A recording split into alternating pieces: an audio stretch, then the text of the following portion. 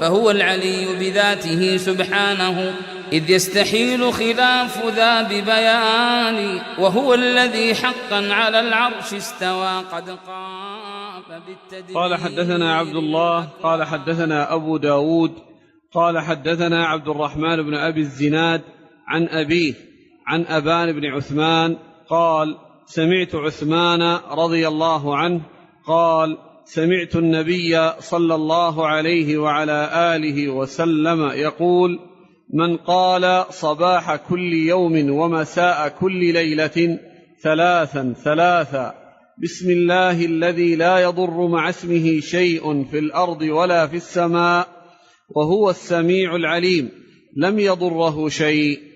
وكان أصابه طرف من الفالج فجعل ينظر إليه ففطن له فقال: إن الحديث كما حدثتك، ولكني لم أقله ذلك اليوم ليمضي قدر الله.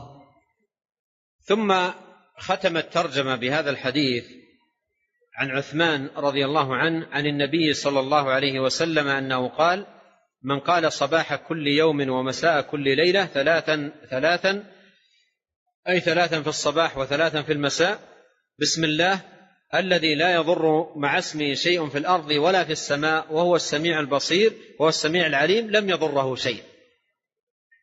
وهذا فيه أن المحافظة على هذه الكلمة في الصباح 3 مرات وفي المساء 3 مرات وقاية من الشرور، فلا يصيب الإنسان شيء أو لا يضره شيء، حتى إنه لو لدغته عقرب أو حية أو نحو ذلك لا يضره سمها، لأن النبي صلى الله عليه وسلم قال لا يضره شيء. وهذا لا يمنع أن يلدغ، لكن لا يصاب بضرر. قد يلدغ من دعا بهذا الدعاء لكن لا يؤثر فيه السم ولا يتضرر إذا أتى بهذه الدعوة العظيمة في الصباح 3 وفي المساء 3. وقوله بسم الله، الباء في بسم الله للاستعانة، والجار والمجرور في بسم الله متعلق بمحذوف، وهو في كل موضع يبسمل فيه المسلم يقدر ما يناسب ذلك الموضع. إن كنت تكتب وقلت بسم الله أي بسم الله أكتب، وإن كنت تقرأ كتابا قلت بسم الله أي أقرأ، وإن كنت تدخل بيتا وقلت بسم الله أي أدخل. ولهذا المحذوف المقدر يكون بحسب حال الفاعل.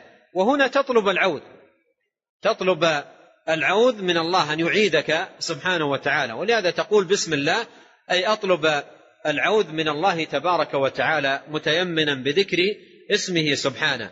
لا يضر مع اسمه شيء في الأرض ولا في السماء، أي مع ذكر اسم الله وتمام الالتجاء إلى الله لا يصاب الإنسان بضر لا في الأرض ولا في السماء، أي لا بضر يأتيه من جهة الأرض ولا بضر أيضا ينزل عليه من جهة السماء، لأنه سيكون محفوظا بحفظ الله تبارك وتعالى.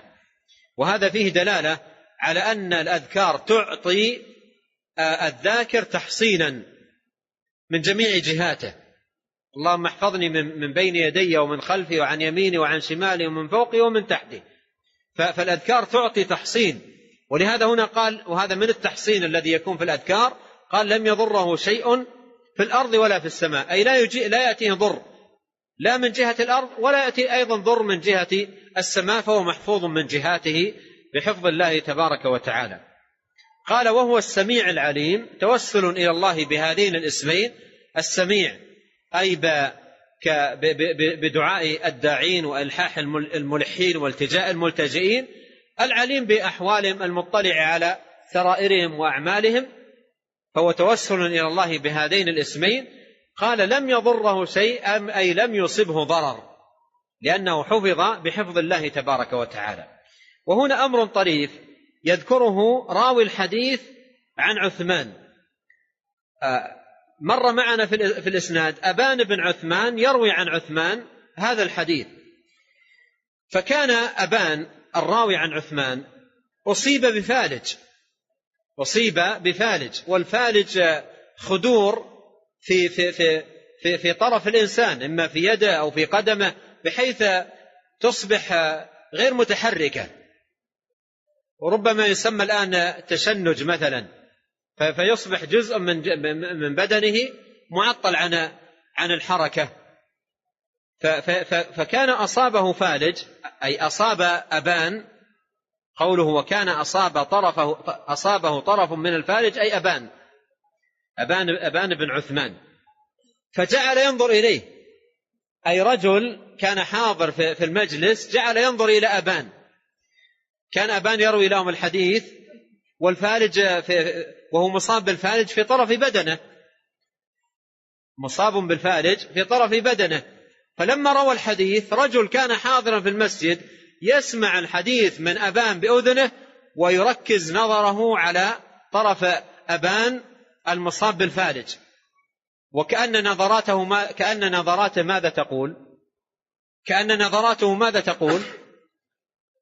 نظراته تقول إذا ما هذا الذي أنت مصاب به؟ لم يضره شيء وتروي لنا هذا الحديث وأنت الآن جزء من بدنك مصاب متضرر. فكأنه يقول أين أثر هذا الحديث فيك أنت، هذا الحديث الذي ترويه؟ فجعل ينظر ففطن له، انتبه له أبان. وأحيانا النظرات يقولون معبرة، نظرات الإنسان أحيانا تكون نظرات منكر، وأحيانا تكون نظرات مؤيد، وأحيانا معترض. فهذه نظرة معترض كأنه منتقد، فانتبه لنظراته أبان وقال ما تنظر، كما جاء في بعض الروايات قال ما تنظر، يعني ليش هذا النظر؟ أما إن الحديث كما حدثتك، أما إن الحديث كما حدثتك، يعني حديث الرسول عليه الصلاة والسلام على تمامه كما حدثتك، ولكن لم أقله ذلك اليوم ليمضي الله في قدره. يعني يوم من الأيام نسيت أن أقول هذا الدعاء ليمضي الله في قدره. ولهذا انظر إلى كلامه الجميل، قال الحديث كما حدثتك، يعني حديث النبي صلى الله عليه وسلم كما حدثتك. وهذا يدل على قوة ثقة السلف ويقينهم بالله وبكلام رسول الله صلى الله عليه وسلم وصحته، وأنه سالم من الخطأ أو الزلل. قال الحديث كما حدثتك ولكنني نسيته يوما ليمضي الله في قدره. وهذا فيه من الفائدة أن الذي ينبغي على الإنسان أن يواظب عليه يوميا، بحيث لا يفوت يوما من الأيام إلا ويحافظ عليه. وأيضا هذا الحديث قال عنه القرطبي الإمام المفسر، يقول هذا الحديث علمنا صدقه وصحته يقينا وتجربة. علمنا صدقه يقينا وتجربة، أو إسنادا وتجربة، فعرفنا صدقه من ناحية الإسناد وأنه صحيح، ومن ناحية التجربة يقول منذ سمعت هذا الحديث ما تركته إلا ليلة واحدة بالمدينة لدغتني عقرب فتذكرت أنني نسيت الحديث تلك الليلة. وهذا مثل أبان تماما، نسيه يوم فأصابه. فهذا يؤكد أن العبد ينبغي ماذا؟ أن يكون مواظبا عليه مستمرا. وهنا تظهر لك وجه إرادة الإمام البخاري رحمه الله تعالى في هذا الحديث في هذه الترجمة: من لم يسأل الله يغضب عليه، أي أنه ينبغي أن تكون ماذا؟